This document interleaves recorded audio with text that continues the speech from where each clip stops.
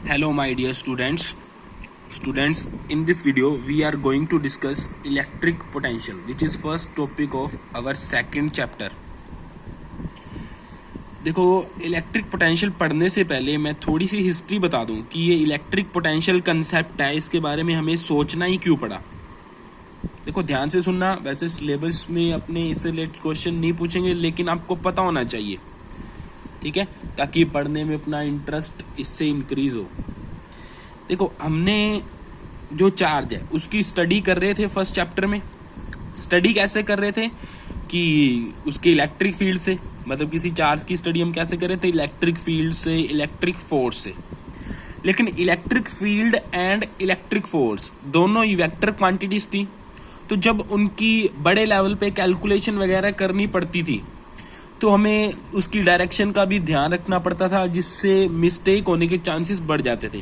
तो जो फिजिसिस्ट थे उन्होंने कहा कि चार्ज की प्रॉपर्टी को किसी और पैरामीटर से भी स्टडी किया जाना चाहिए जो कि स्केलर क्वांटिटी हो, ताकि जो एरर होने के चांसेस हैं उसको मिनिमाइज कर सके। तब उन्होंने नया कंसेप्ट सोचा, इलेक्ट्रिक पोटेंशियल। अब ये कैसे सोचा? देखो, पोटेंशियल एनर्जी क्या होती है? Scalar quantity. तो पोटेंशियल एनर्जी के बारे में उनको पता था। वो क्या थी कि कोई भी ऑब्जेक्ट है या कोई भी चार्ज है, ठीक है, कोई भी चार्ज है, कोई ऑब्जेक्ट है जिसके ऊपर चार्ज है, कोई भी कैपिटल क्यू चार्ज है, उसको इन्फानाइट से इलेक्ट्रिक फील्ड के अंदर लेके आने में जो वर्क करना पड़ता है, वही वर्क पोटेंशियल एनर्जी की फॉर्म में स्टोर होता है। क्योंकि जब इन्फानाइट से लेके आते हैं तो कूलम फोर्स के अगेंस्ट हमको वर्क करना पड़ता है, और कूलम फोर्स कंजर्वेटिव फोर्स है। और 11th में हमने पढ़ा हुआ है, कंजर्वेटिव फोर्स के अगेंस्ट जब भी अपने वर्क करेंगे तो पोटेंशियल एनर्जी में इंक्रीमेंट होता है, पोटेंशियल एनर्जी स्टोर होती है। तो ये बात उनको पता थी। तो उन्होंने क्या कहा कि पोटेंशियल एनर्जी से रिलेटेड ही ऐसे कोई टर्म बनाते हैं जिससे हम चार्ज की स्टडी कर पाए। तब उन्होंने ये टर्म बनाई, इलेक्ट्रिक पोटेंशियल। अब इलेक्ट्रिक पोटेंशियल है जो, इसकी डेफिनेशन सुनना। डेफिनेशन ये है कि कोई भी यूनिट पॉजिटिव चार्ज है, ठीक है, कोई भी यूनिट पॉजिटिव चार्ज है, यूनिट पॉजिटिव चार्ज इन्फानाइट पे पड़ा है, उसको इन्फानाइट से इलेक्ट्रिक फील्ड के किसी पॉइंट तक लेके आने में जो हमको वर्क करना पड़ेगा, वही वर्क इलेक्ट्रिक पोटेंशियल के इक्वल होता है। दोबारा सुन लो, जैसे ये कोई चार्ज है, इसका यहाँ पे कोई इलेक्ट्रिक फील्ड है, इसके इलेक्ट्रिक फील्ड में कोई पॉइंट ए है, तो मैं क्या करूं, यूनिट पॉजिटिव चार्ज को इन्फानाइट से उठाकर इलेक्ट्रिक फील्ड के पॉइंट ए तक लाने में जो वर्क करूंगा वही पोटेंशियल की वैल्यू होगी इस पॉइंट पे। तो मैं फॉर्मूला क्या लूंगा, पोटेंशियल एट पॉइंट ए या कोई भी point equals to work done to shift from infinite, ये पॉइंट है तो infinite to point A, divide by charge. ये इसका फॉर्मूला होगा। डिवाइड में चार्ज क्योंकि यूनिट पॉजिटिव चार्ज है। ये क्या है, वर्क डन टू शिफ्ट सारे चार्ज को इन्फानाइट से ए तक शिफ्ट करने में जो वर्क करना पड़ा है। लेकिन हमको क्या करना है, यूनिट चार्ज को इन्फानाइट से ए तक लेके आना है, उसको उस वर्क को कैलकुलेट करना है।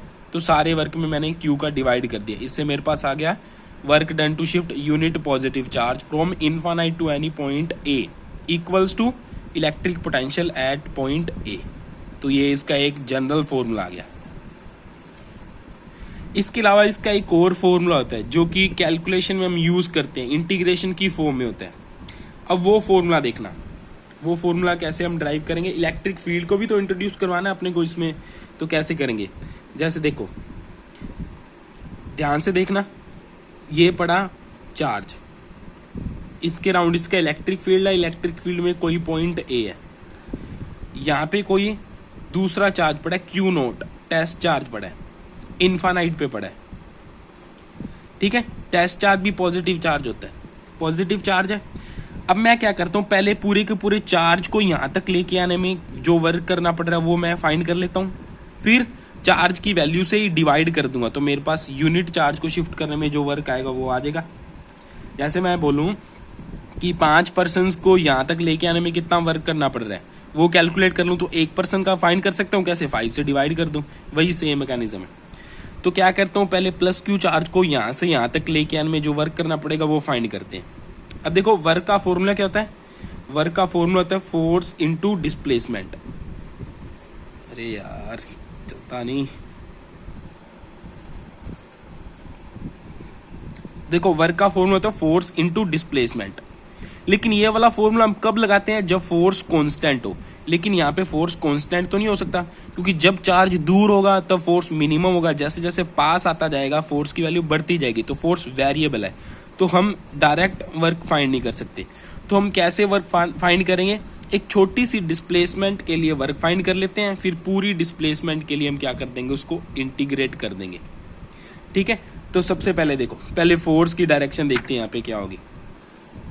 फोर्स की डायरेक्शन देखो, ये प्लस क्यू चार्ज है, ये प्लस क्यू नोट चार्ज है, तो इलेक्ट्रिक फोर्स किस तरफ लगेगा, इस तरफ, क्योंकि पॉजिटिव पॉजिटिव रिपेल करते हैं।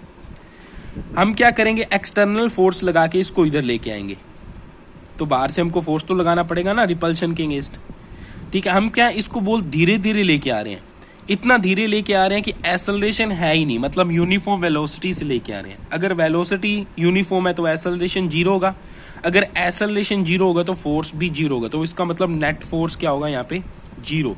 मतलब नेट फोर्स जीरो, मतलब जितना राइट हैंड साइड फोर्स है उतना ही लेफ्ट हैंड साइड फोर्स होना चाहिए। तो एक्सटर्नल फोर्स इलेक्ट्रोस्टैटिक फोर्स के जस्ट इक्वल लगाया, तो यूनिफॉर्म वेलोसिटी से हम इसको इधर लेके आ रहे हैं।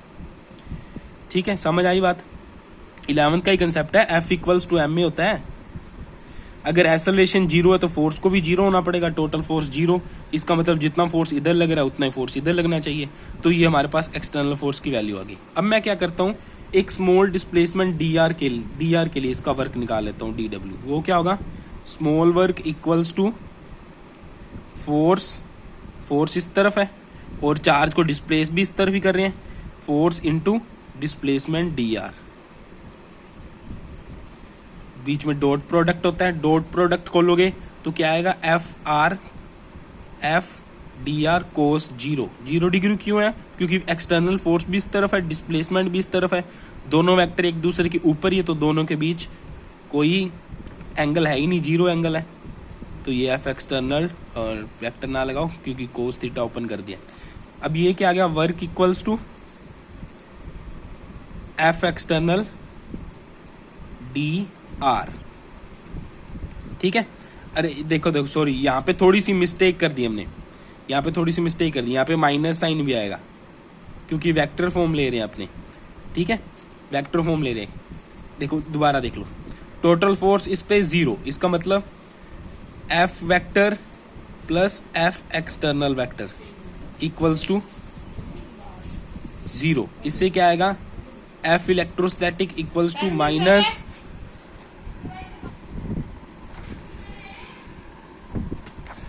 F electrostatic equals to minus F external. ये है ना, देखो वेक्टर फॉर्म में ले रहे, अगर मैग्नीट्यूड की बात करता तो सीधा लिख देता F equals to F external, लेकिन मैग्नीट्यूड डायरेक्शन दोनों इसके अंदर है, तो total force equals to zero, that is summation force equals to zero, ये बात कर रहे हैं हम।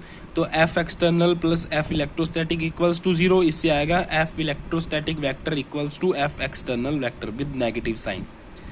ठीक है, ये वैल्यू हमारे पास है, ये वैल्यू हमारे पास है, ये वैल्यू यहाँ पे पुट कर सकते हो। ये क्या बन जाएगा, DW equals to minus FE DR। ठीक है, अब ये आ गया स्मॉल डिस्प्लेसमेंट DR के लिए, लेकिन हमको क्या करना है, इसको इनफाइनाइट से उठा के यहाँ तक। ठीक है, ये वाले चार्ज की सपोज इससे डिस्टेंस है स्मॉल r, और ये वाली चार्ज की इससे डिस्टेंस कितनी है, इनफाइनाइट। तो हमको इनफाइनाइट से स्मॉल r डिस्टेंस तक लेके आना है, तो टोटल वर्क कैलकुलेट करना होगा। तो हम क्या करेंगे, work equals to integration, limit कहाँ से कहाँ तक, इनफाइनाइट से small r minus FE DR। इसके बाद अब FE की वैल्यू पुट कर देंगे कूलम फोर्स से जो निकाल सकते हैं अपने, और क्या करेंगे, इंटीग्रेशन करके हमारे पास एक फॉर्मूला आ जाएगा, ये देखो। ठीक है, minus infinite to R FE dot DR। ठीक है, FE डॉट DR। इसके बाद FE की वैल्यू पुट कर सकते हैं कैसे, electric field equals to F vector upon Q vector, इससे F vector equals to Q note E vector आ जाएगा। तो वो वैल्यू यहाँ पे पुट कर देंगे, तो उसके बाद क्या आएगा, Q नोट कॉन्स्टेंट है तो कॉन्स्टेंट को तो बाहर निकाल सकते हैं, निकाल दिया। ये हो गया W equals to minus Q naught integration infinite to R E vector dot DR vector. ठीक है, ये तो आ गया work done. Q naught charge को शिफ्ट करने में। अब क्या करो, क्यू नोट को इधर ले जाओ तो वो वर्क के डिवाइड में आ जाएगा। ये क्या बन गया, work upon Q naught equals to negative sign infinite to R E dot D R. ये क्या है, वर्क डन अपॉन चार्ज, तो ये पूरा क्या हो गया, work done to shift unit positive charge. यही तो इलेक्ट्रिक पोटेंशियल होता है। तो नेक्स्ट स्टेप में ये आ गया V equals to minus infinite to R E vector dot D R vector. तो ये इलेक्ट्रिक पोटेंशियल का हमारे पास फॉर्मूला आ गया, जो हमारे आगे कैलकुलेशन में काम आएगा।